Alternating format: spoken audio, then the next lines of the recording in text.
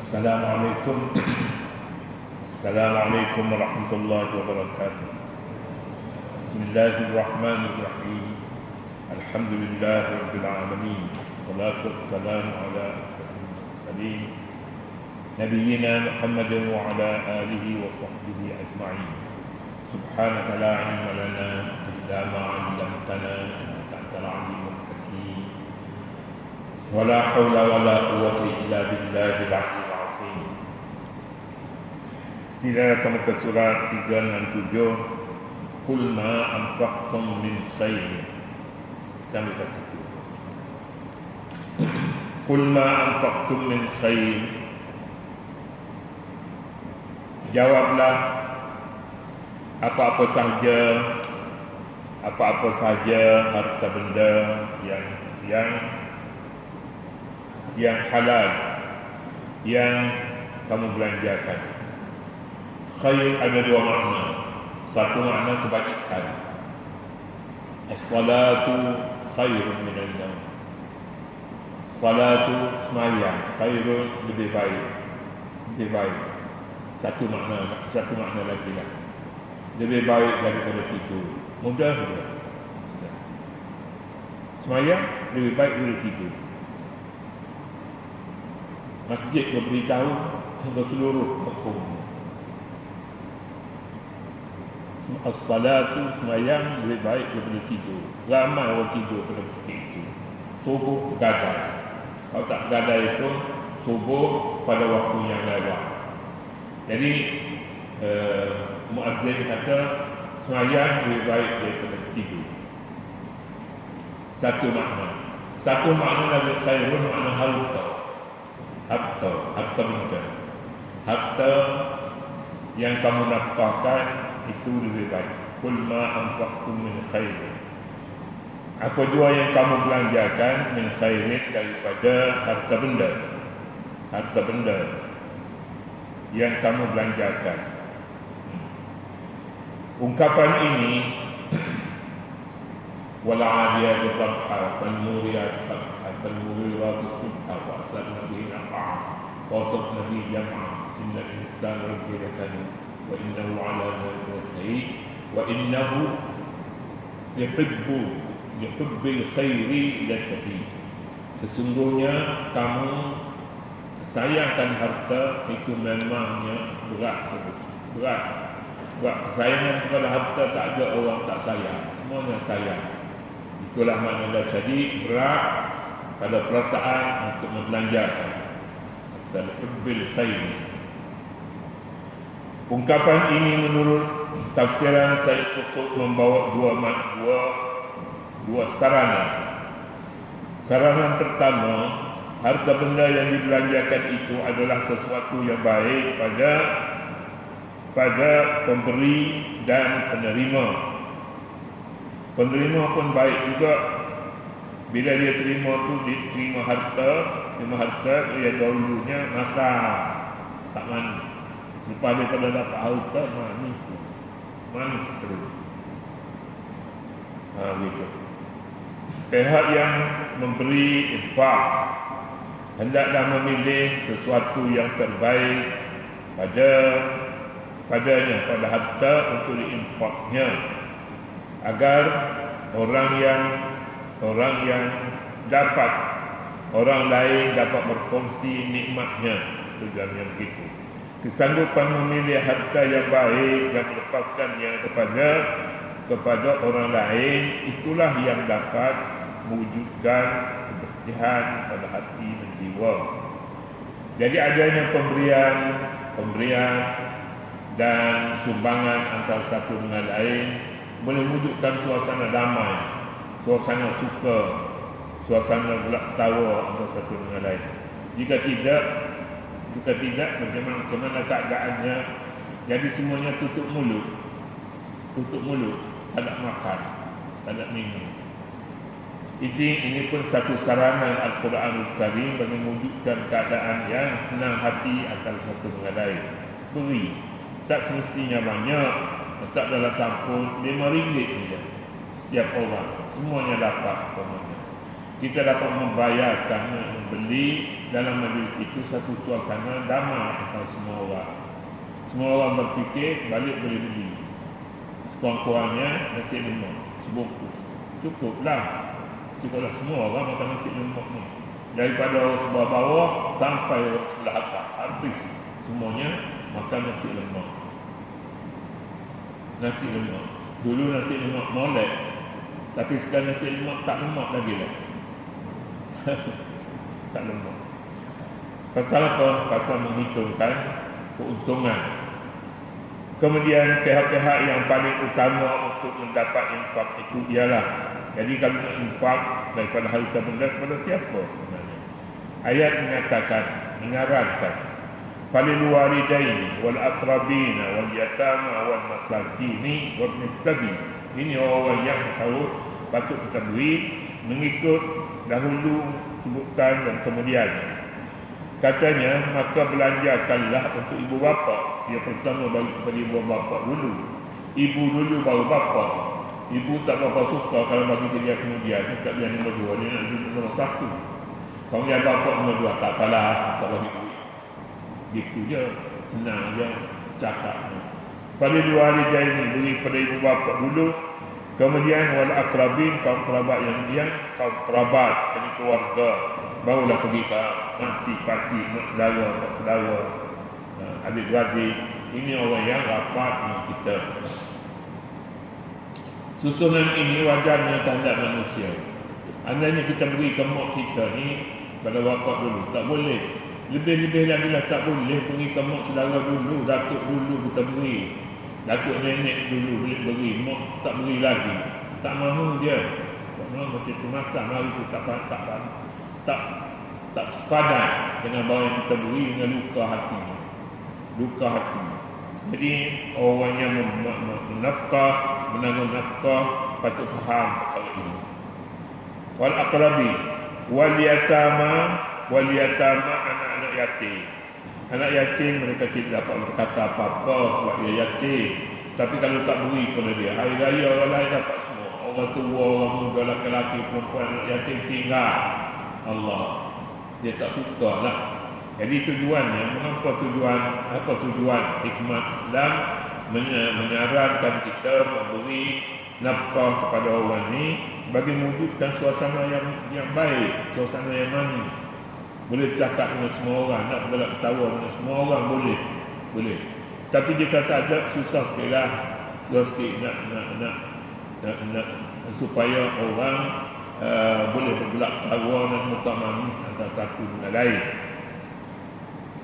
Kemudian selepas daripada anak yatim itu siapa? Orang miskin dan orang yang terlantar dalam perjalanan. Orang miskin, kemudiannya orang yang musafir. Orang musafir terlantar, tak boleh nak ke mana-mana, duit habis. Al-yatama namanya, al-masakin namanya, ibnis sabil. Dulu kita ada di sini seorang ibnis sabil terlantar, dia tak boleh nak balik negeri dia, tak aman. Jadi ada juga orang menyebut sebenarnya dia mempunyai hak untuk berada bersama orang Islam yang boleh membantu dia makan minum dia. Ibu bapa, kaum kerabat, anak-anak yatim, orang miskin dan musafir yang terlantar dalam perjalanan merupakan kumpulan-kumpulan manusia yang ada dalam masyarakat di sekitar kita. Ini orang, ibu bapa kita ada, tak ada ibu bapa, mak saudara, pak saudara, adik-beradik, ini semuanya orang yang menunggu kalau kita ada supaya kita sampaikan sedikit kepada mereka. Balik dari jauh-jauh, berilah sedikit, sekurang-kurangnya sebiji coklat kat luar negeri. Oh, itu orang nak sangatlah tak nak makan pun tak apa, nak buat kenangan. Datang dari luar negeri, baru balik daripada mereka. Oh, belilah. Tapi sekarang ni tak usah belilah. Mereka dia bunuh orang Islam. Dan masyarakat di sekitar kita mempunyai hubungan dengan mereka sama ada di atas nama sahabat zawil arham. Zawil arham ni orang yang sahabat-sahabat, macam orang adik-beradik, ada kedudukan kita macam adik-beradik dengan dia. Bagilah kepadanya, bagi nafkah kepada mereka. Kemudian itu namanya zawil arham. Zawil arham ni anak angkat, umpamanya ada wali angkat, yang semuanya ni angkat-angkat semua ni, ini memerlukan kita istimewakan sedikit.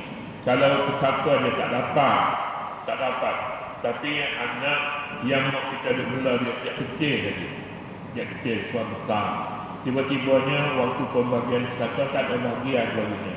Mereka itu namanya zawi arham.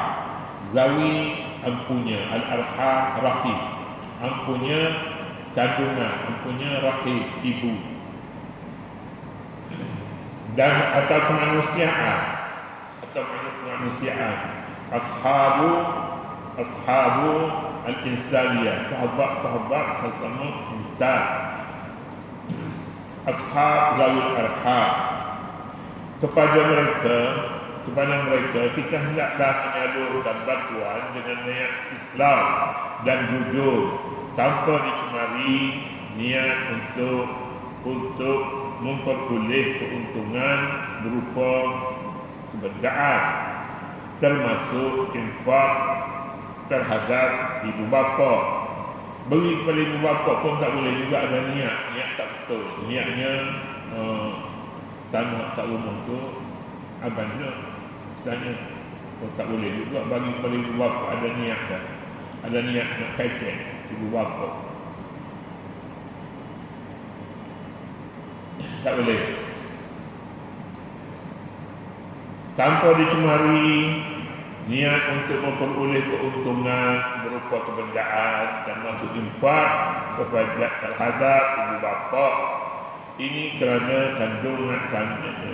kerana kadang-kadang nafkah kepada ibu bapa juga dicemari dengan niat yang tidak suci, tak ikhlas bagi kepada ibu bapa. Iaitu tanah seperti itu, rumah tu dialah, tak ada orang lain dah. Oh, rupanya kat situ dia bagi RM50 bulan. Jadi apa yang Islam cadangkan sini ialah infak yang jujur, tanpa mengharapkan balasan apa-apa balasan. Pemberian infak hendaklah dilakukan mengikut tertib. Ibu bapa didahulukan daripada yang lain-lain. Itu pun adab juga. Jangan bagi kepada ibu bapa tu selepas daripada beri kepada orang lain, bagi kepada anak yatim, kemudian ibu bapa terlupa, tak boleh. Itulah yang lain-lain, kerana kedudukannya yang paling hampir dengan seseorang dan yang paling utama untuk menerima sesuatu daripadanya,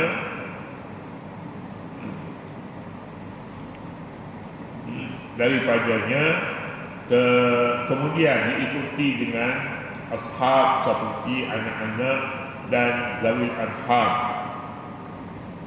kaum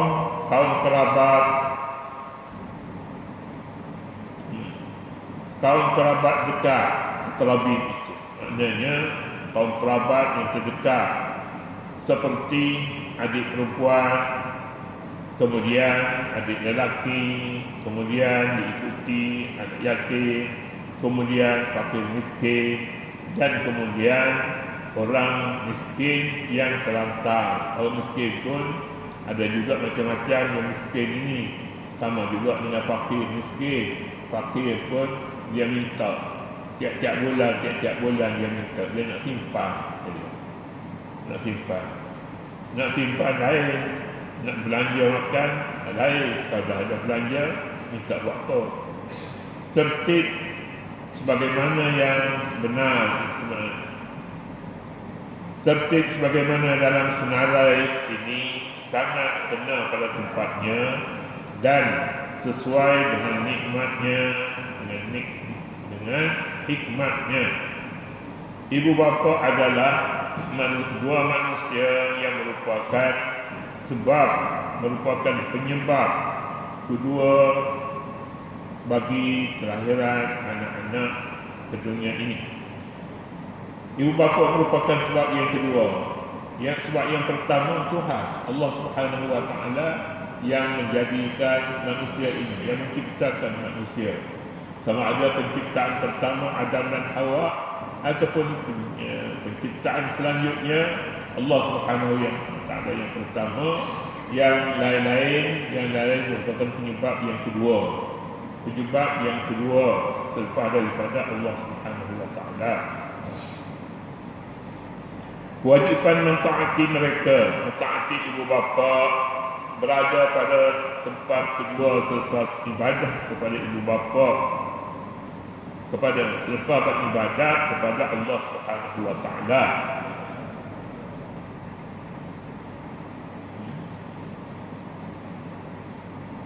Kewajipan mentaati mereka, berada pada tempat kedua ibu bapa selepas ibadat kepada Allah Subhanahu wa taala. Kaum kerabat menduduki tempat yang ketiga tu kan. Berapa kali dua?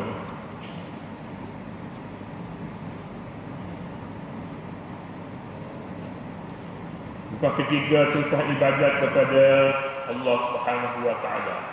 Kaum kerabat menduduki tempat yang kedua semacam. Tempat keempat pula, dan mendahului anak-anak yatim dan fakir miskin kerana seseorang tidak mampu untuk memenuhi keperluan semua anak yatim dan fakir miskin. Oleh itu, kaum kerabat lebih diutamakan kerana bilangan mereka yang lebih terbatas. Anak-anak yatim terbatas. Anak-anak yatim pula mendahului yang lain-lain kerana mereka tidak mampu mencari nafkah sendiri. Sehubungan ini Rasulullah sallallahu alaihi wasallam bersabda, "Ibda' bi nafsika fatasaddaq 'alayha fa in fadala shay'un fa li ahlika fa in fadala 'an ahlika shay' falidhi qarabatik wa in fadala 'an dhi qarabatika shay'un fa hakadha." Dia tulis fadala saya rasanya fadula yang betulnya. Bahasa Arab kalau fi'il madhi dia menunjukkan perangan ataupun tingkah laku ataupun apa yang berupa sifat, maka dia kena baris hadapan tengahan. Kalau Hasan tu maknanya cantik, comel. Jadi kalau dalam ayat hasuna, baca hasuna, tapi kalau baca hasana maknanya cantik saja. Tapi kalau hasuna maknanya sifatnya cantik. Terjemahan, mulakan pemberian ini dengan dirimu sendiri. Mulakan. Ibda' bi nafsika, dirimu dulu beri. Mana kita beri ke diri kita sendiri macam mana? Begitu untuk dia baiklah. Untuk kita sendiri dulu. Kita dulu dia ada duit, baru beri seorang, bagi seorang tu rasa sedikit selesa. Mulakan dengan dirimu sendiri. Oleh itu, jika ada sesuatu yang lebih, kalau lebih, maka bolehlah dibelanjakan untuk keluargamu. Jika ada sesuatu yang lebih daripada keperluan keluarga, maka belanjakanlah untuk kaum kerabatmu. Ya. Jika ada lagi sesuatu yang lebih dari kaum kerabatmu, maka belanjakanlah mengikut tertib begini. Begini ni maknanya yang dekat lebih dahulu, kemudian yang jauh, yang lebih jauh. Begitulah maknanya tartib yang disusul oleh Allah Subhanahu Wa Taala, dan kita rasanya tak ada lagi yang lebih cantik daripada itu kalau nak beri. Kita nak mana yang lebih dekat, mana yang lebih dekat. Demikian juga jiran yang terdekat sampai dulu lemang kat dia. Pasal apa? Pasal jiran dia dekat kita. Yang jauh kemudian. Demikianlah ajaran Allah Subhanahu Wa Taala. Kalau halaman sangat jiran, maka dia dekat dulu. Yang lebih dekat, dia akhir juga sampailah juga kepada dia. Begitu. Kita tak lama dah nak kurban ini. Siapa yang patut dulu lapat? Beri dah yang dekat-dekat dulu. Yang dekat-dekat, kemudian orang jauh. Janganlah dia langkah jauh pergi. Kecuali ada satu jawapan yang tepat. Orang dekat ni semuanya orang berkorban semuanya. Itulah berkorban. Jadi tak apalah bagi dia. Tak bagi pun tak apa. Kalau dia ni berkorban juga. Ataupun ada sebab yang lain, dia korban dia habis beri kepada orang. Kemudian dia anak-anak dia bertanya mana korbannya. Jadi kalau berikutnya ambillah hak kita boleh beri kepadanya. Pasal apa? Ini kebajikan korban. Sunan bahasa tak boleh tidak sikit lagi. Sunan pihak yang layak untuk mendapat peruntukan infak bermula dengan peringkat khusus kepada peringkat umum. Satu, yang pertama sekali orang yang khusus. Siapa yang khusus ini? Ibu bapa. Siapa yang khusus ini? Saudara yang terdekat. Siapa yang lebih khusus? Begitulah orang sebelah rumah kita, dia betul-betul miskin dan dia booking dengan kita, minta lah kilo daging macam dia dengan kita nak kurban juga. Jadi kalau dia minta begitu, itu khusus. Orang lain tak minta. Orang lain tak isi borang, dia isi borang. Susunan pihak yang layak mendapat peruntukan infak bermula dengan peringkat khusus kepada peringkat umum, bermula dengan diri sendiri, kemudian ibu bapa dan kaum kerabat, kemudian kepada orang di luar lingkungan keluarga. Tertib ini serasi dengan tabiat manusia dan kecenderungan semula jadinya. Anak-anak diwajibkan menyara hidup ibu bapa mereka dan ibu bapa mereka yang susah atas nama kewajipan anak terhadap ibu bapa, dan di samping itu mereka juga digalakkan sentiasa menghulurkan bantuan keuangan untuk menambahkan keselesaan hidup mereka, sekalipun mereka tidak begitu susah, tapi lebih suka juga kalau orang tu hantarkan juga apa-apa perbelanjaan untuk ibu bapanya yang tidak susah. Itu kaum kerabat yang senang,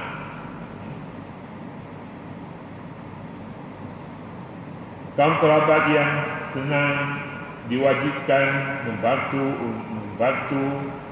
kerabat yang tidak berada, yang tidak senang. Di samping itu mereka juga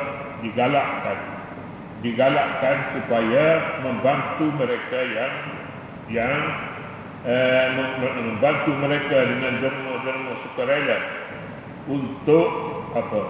Untuk menambahkan kebajikan hidup mereka, dan seterusnya setiap orang yang berada diwajibkan mengorbankan harta mereka untuk membantu fakir miskin, musafir, dan orang yang terlantar dalam perjalanan. Dia datang daripada jauh nak balik tak boleh. Ini terlantar dalam perjalanan. Dan anak-anak yatim yang tidak berada. Inilah cara Islam mengikat hubungan di antara di antara golongan yang berada dengan golongan yang tidak berada, yang kurang berada, atas nama persaudaraan Islam.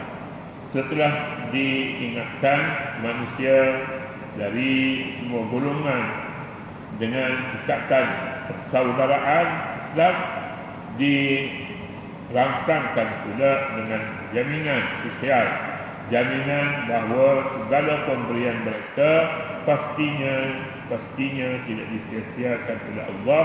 Wa ma taf'alu min khairin fa innallaha bihi alim. Dan apa jua kebajikan yang kamu lakukan, di sini kebajikan pula. Khairun tadi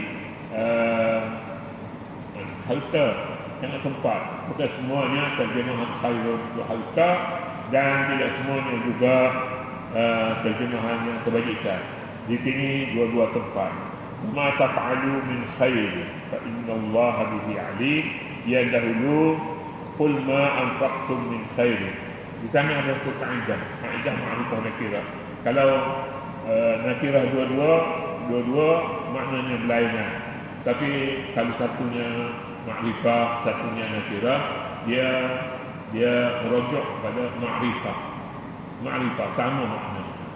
Itulah itu kaedah dan peraturan dalam memahami ma'rifah dan nakirah. Ma'rifah ni yang sudah dikenal orang, nakirah yang belum dikenali, ataupun yang tidak dikenali. Macam di sini min khairi. Yang kedua, yang pertama khairi juga. Kemudian pengajaran dan sarana Allah Subhanahu wa taala a'lam. A'udzubillahi minasyaitonir rajim. Bismillahirrahmanirrahim. Allahumma arina al-haqqa haqqan warzuqna ittiba'ahu wa arina al-batila batilan warzuqna ijtinabah. Rabbana atina ma wa'adtana 'ala rusulik wa la tukhzina yawmal qiyamati innaka la tukhzil mi'ad. Walhamdulillah.